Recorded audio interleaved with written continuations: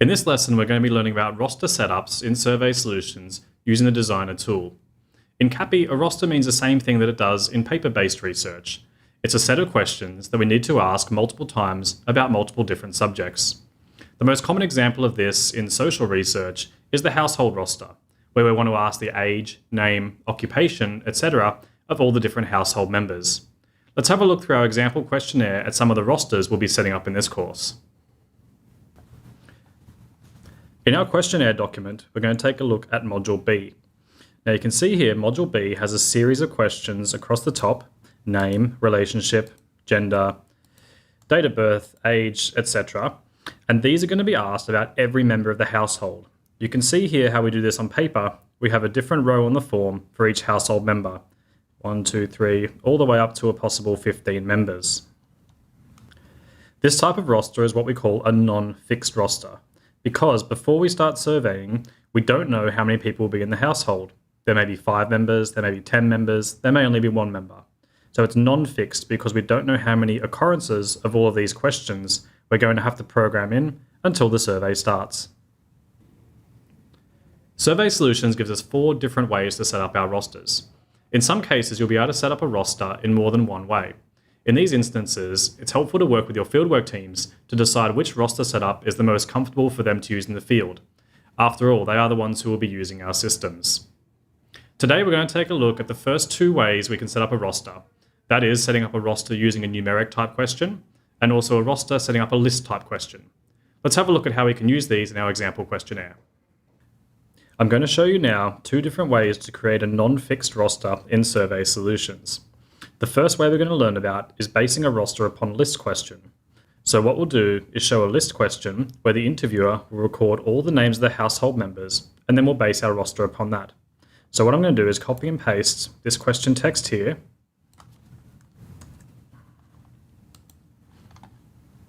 into the Designer tool. First of all, I need to make a new section for Module B.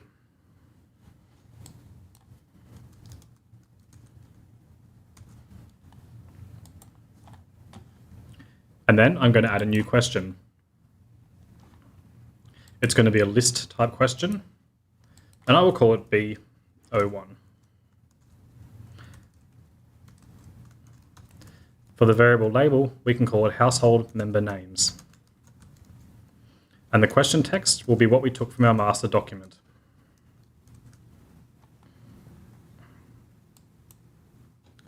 Now that we have a list question set up, what we can do is create a roster. We do this the same way we make a question, except we push the arrow here and say add roster. Now the first thing for our new roster is to select the source.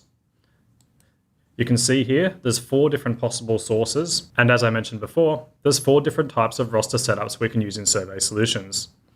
So today, because I've just made my list question, my roster source will be list question. You can give a roster ID. Again, this won't be seen on the screen. It'll be seen in your data files. So we'll call it the household roster, or HH. The name we will see on the screen, so we'll call this household roster in full. Next, we have the source question. And we press the drop down here and select my question B01 that I just created.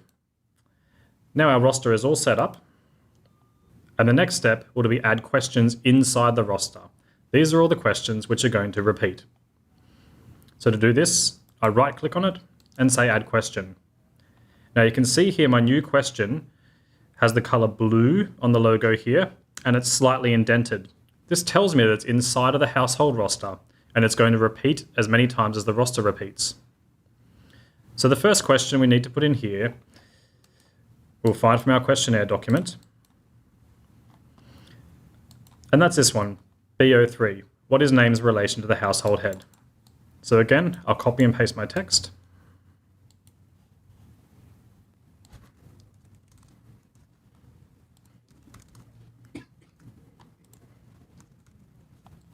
This question is going to be of type single select. Next, I need to set up all of my answer options. We can do this manually by typing in the option code and then the option label, like this. Or, to save time, we can actually copy and paste all the set in at once. We can do this by pressing the button here, Show Strings, and then copy and pasting from our questionnaire document.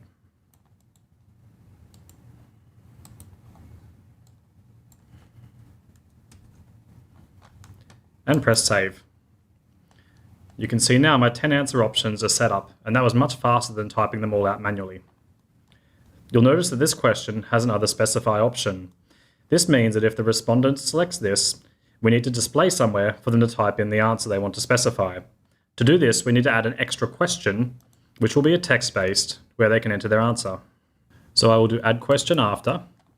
It's going to be a text question, and I'm going to call it B03 underscore other. And on my question text, I'm going to include the word specify, so the interviewer knows this is where he should write in the specification. Now I'm going to continue on and set up all of the questions here in roster B inside of my roster in the designer tool. So now I've completed all of my questions for the household roster, B3 through to B15. You can see here as a quick way to check the type of question on the left-hand side by the little logos. Make sure your question text is correct, and make sure your variable names are unique and in the correct order. Let's take a compile and then test to see what this looks like on the screen.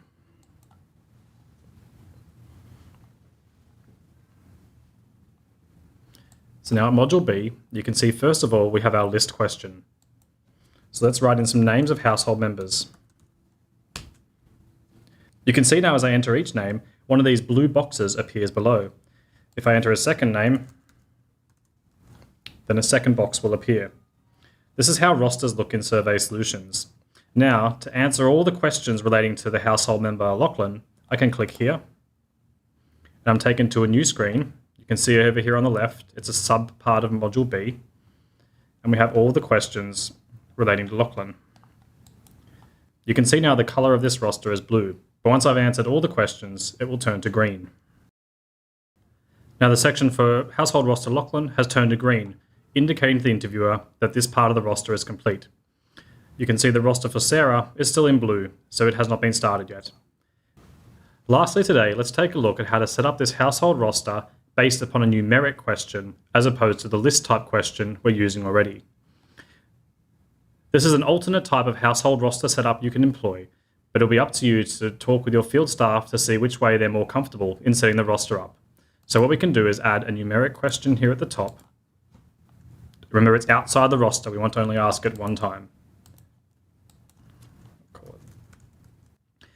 I've called this question B02, and the question is asking the interviewer how many people usually live in your household.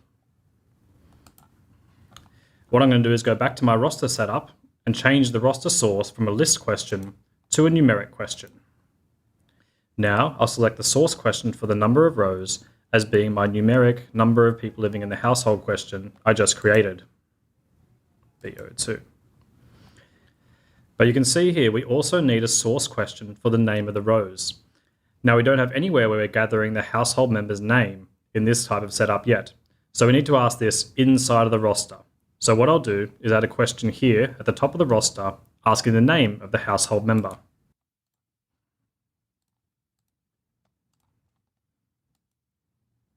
It'll be text-based.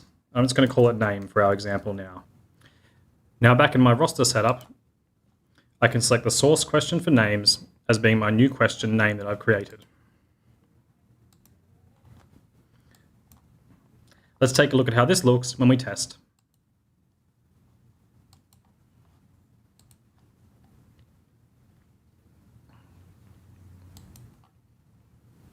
You can see now in Module B, we have this question B02, how many people live in your household? If I enter the number 3, we're going to receive 3 rows for our roster.